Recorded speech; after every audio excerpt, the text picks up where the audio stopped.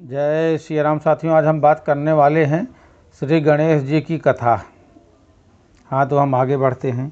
बुधवार को गणेश जी की कथा को सुनना अत्यंत ही शुभ होता है। एक बार गणेश जी महाराज एक सेठ जी के यहाँ खेत में जा रहे थे तो उन्होंने 12 दाने अनाज के तोड़ लिए। फिर गणेश जी के मन में पछतावा हुआ कि मैंने तो सेठ जी के यहाँ चोरी कर ली। तो गणेश जी सेठ जी के 12 साल की नौकरी करने लग गए। एक दिन सेठानी राख से हाथ धोने लगे, तभी गणेश जी ने सेठानी का हाथ पकड़कर मिट्टी से हाथ धुला दिया। सेठानी सेठ जी से बोली, ऐसा क्या नौकर रखा है, नौकर होकर उसने मेरा हाथ पकड़ लिया। सेठ जी ने गणेश को बुलाकर पूछा कि तुमने सेठानी का हाथ क्यों पकड़ा। गणेश जी ने बोला कि मैंने तो एक सीख की बात बताई। राख से हाथ धोने से घर की लक्ष्मी नाराज होकर चली जाती हैं और मिट्टी से हाथ धोने से आती हैं। सेठ जी ने सोचा कि गणेश है तो सच्चा है। थोड़े दिनों बाद कुंभ का मेला आया। सेठ जी ने कहा, गणेश सेठानी को कुंभ मेले में स्नान करा के ले आओ। सेठानी किनारे बैठकर नहा रहे, तभी गणेश जी के उनका हाथ पकड़कर आगे डुबकी लगवा दी ले आए।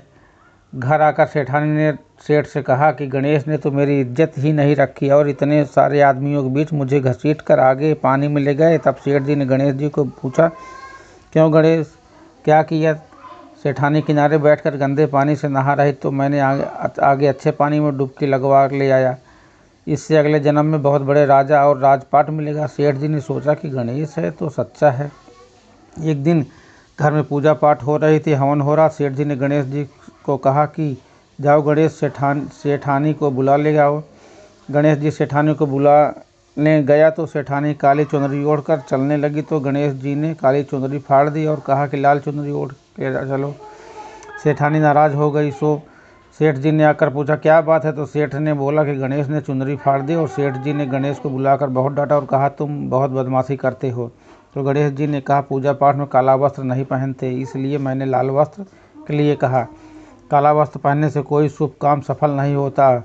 फिर सेठ जी ने सोचा कि गणेश तो समझदार है। एक दिन सेठ जी पूजा करने लगे तो पंडित जी ने बोला कि गणेश जी की मूर्ति लाना भूल गया हूँ, अब क्या करें। गणेश जी ने बोला कि मेरे को ही मूर्ति बनाकर विराजमान कर लो, आपके सारे काम सफल हो जाएंगे। यह बात सुनकर सेठ जी को बहुत गुस्सा आया। वो बोले कि तुम अब तक सेठानी से ही मजाक करते थे, मेरे से भी करने लग गए। गणेश जी ने कहा, मैं मजाक नहीं कर रहा हूँ, मैं बात सच कर रहा हूँ। इतने में ही गणेश जी ने गणेश जी का रूप धारण कर लिया। सेठ और सेठानी ने गणेश जी की पूजा की।